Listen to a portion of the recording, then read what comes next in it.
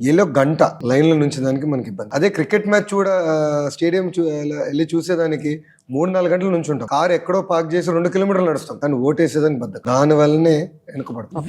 One day ఒక్క పూట 5 సంవత్సరాల్లో ఒక్క పూట ఎన్ని కష్టాలైనా గంట కాదు గంటన్నరైనా పర్వాలేదు లైన్ లో నుంచుని ఎస్ నేను ఏదైతే అనుకుంటున్నానో, ఏ ఆశయాలు, వేడు ఐ సీ మై స్టేట్, ఏ పార్టీ అది చేయగలదు, అది నెరవేర్చగలదు, ఆ పార్టీకి ఓటేసేదానికి I will stand extra 1 hour, it is okay అని మనం అనుకోవాలి, భావించాలి. లేదంటే ఏమవుతుంది, ఇప్పుడు నాలాంటి యంగ్స్టర్స్ మేము ఉన్నాం, నేను స్టాన్ఫర్డ్ లో చదివాను, ఇంకా then what is the incentive for me to work for people? ఎందుకు ప్రజల సమస్యలు తెలుసుకుని వ్యూహం ఫామ్ చేసుకుని ఆ మార్క్ తీసుకురావాలని ఆశించాలి? అదే గానీ ఇప్పుడు నేను స్టాన్ఫర్డ్ నుంచి 2008లో గ్రాడ్యుయేట్ అయ్యాను. మా బ్యాచ్ మేట్స్ అందరం చూస్తే the average salary is $2 million.